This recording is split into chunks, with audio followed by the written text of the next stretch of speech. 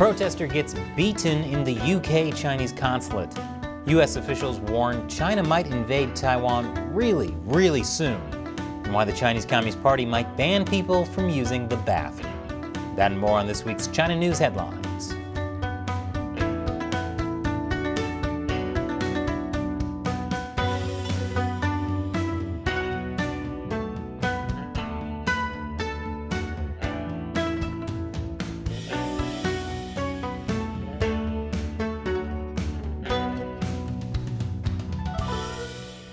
Welcome to China Uncensored. I'm Chris Chappell. We're probably going to get demonetized and age restricted by YouTube for showing this first story, but earlier this week, a protester was dragged into and beaten inside the Chinese consulate grounds in Manchester, England. And it was all captured on film. Hong Kong protesters held a peaceful demonstration outside the Manchester consulate on the first day of the Communist Party Congress. At least it started out peaceful, until a group of men from the consulate came out, some in riot gear, and ripped down the banners. The man in the hat is the Consul General, the highest-ranking diplomat in the consulate. The scuffle started at the gates of the consulate. It's hard to see exactly what's going on, but at one point, a protester gets pulled inside and beaten while the Consul General looks on, until a police officer manages to pull him out. The protester was Bob Chan, a Hong Konger who moved to the UK last year. He says he was trying to stop the men from tearing down the protest banners when he was dragged into the consulate grounds and beaten. Chan ended up with multiple injuries and he spent the night in the hospital, according to local police. Chinese officials claimed that the protesters were the ones who illegally entered and endangered the security of the consulate, and that the consulate officials were just upholding the peace and dignity of the premises. Yeah, upholding peace and dignity by beating the crap out of someone. Sounds like the CCP. Meanwhile, the Consul General, Xi Jinping, blamed the rude banners with offensive imagery and slogans for the violence. Now, the banner on the left says, "Heaven will destroy the CCP," while the one on the right says, "Celebrate your mother," which means the opposite of celebrate your mother. And there's a poster of Xi Jinping as the emperor with no clothes. If Consul General Zheng thinks this is rude, he should see the kind of banners British people use to protest their own leaders. These are quite tasteful in comparison. Zheng was also photographed personally pulling the hair of the protester. Here's how he defended that to Sky News. I don't attack anybody. I'm the peacefully. That's not true though, is it, Consul General? You pulled the man's hair. Yeah, the man is because he's abused my country, my leader. I think it's my duty. To pull his hair? Yeah, I think any diplomats, if faced to such kind of the behavior. Yes, you've heard of China's wolf warrior diplomacy. Now, Zheng is creating a new trend, hair-pulling diplomacy, beloved by 6-year-olds everywhere. And after the break, China's economy is doing so well, they're not letting anyone see the numbers. Welcome back. In a stunning move, China has indefinitely delayed the release of its third quarter GDP numbers and other economic statistics. GDP growth indicates the strength of China's economy, and these numbers were widely expected to be bad. So the fact that they're not even releasing these numbers can only mean one thing. The Chinese Communist Party didn't want to release them because the numbers are so good. Yeah, they're obviously so terrific that it would make the rest of the world look terrible in comparison. The Communist Party doesn't like to brag. China analysts speculated that the delay might be because officials didn't want to release bad news during the party congress, which is still going on. Or possibly because the economic numbers were so bad they needed more time to massage them. But actually there might be another reason for the delay. China's zero COVID policy.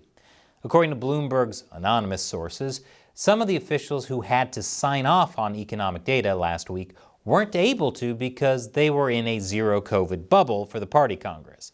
Apparently, Chinese officials have to sign off on economic data in person. Either that or they were also in a zero email bubble. But if this is the answer, it means the Chinese Communist Party was more willing to risk speculation and market instability than relax the zero COVID policy even a tiny bit. And that's bad news for China's economy. China is recruiting British military pilots to train the PLA. As many as 30 former pilots are doing this. These military pilots are being lured to China with large compensation packages.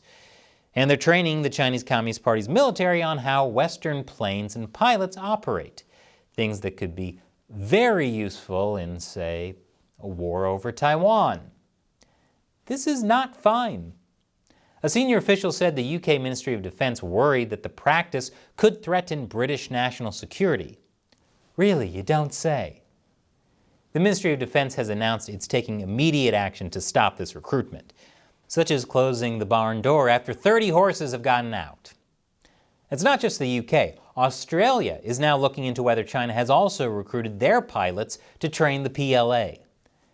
Everything's great.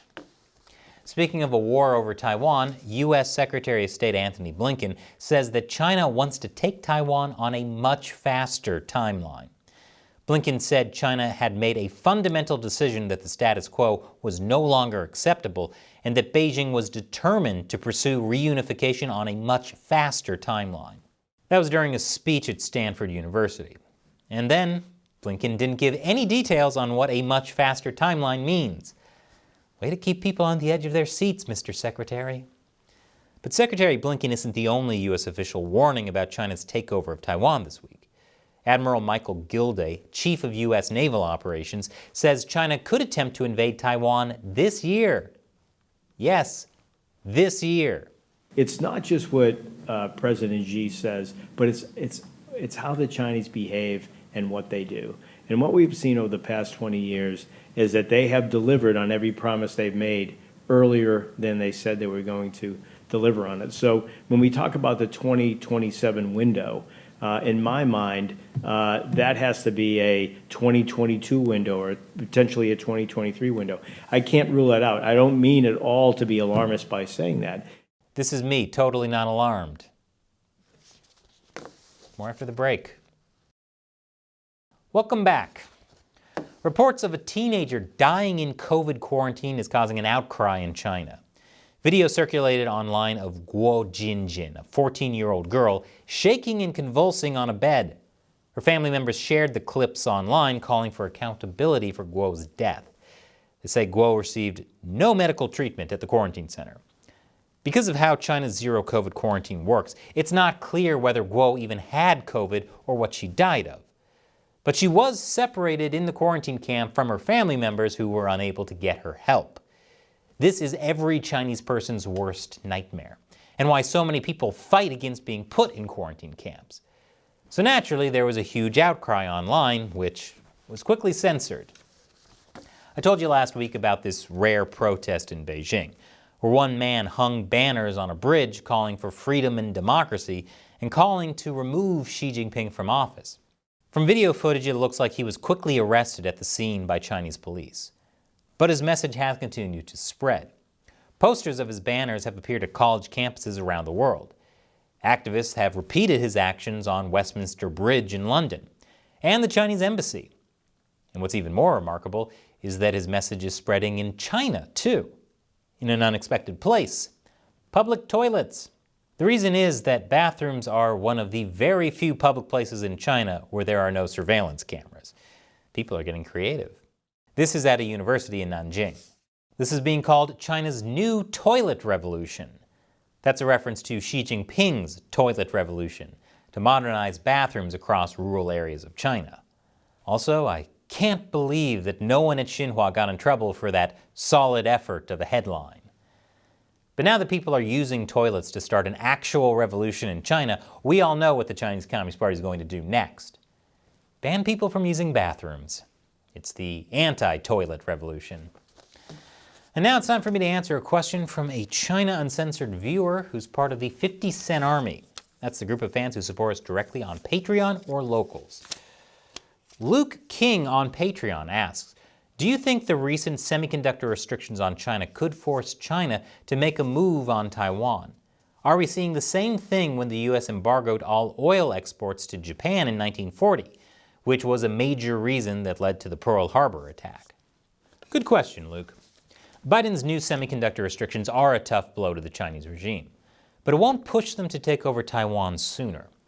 Even if they do invade now and are successful and are also able to get control of Taiwan's big semiconductor maker, TSMC, they'll still be under the same restrictions, meaning they might be able to control the chip factory, but they won't be able to produce those chips, because even TSMC relies on American chip technology.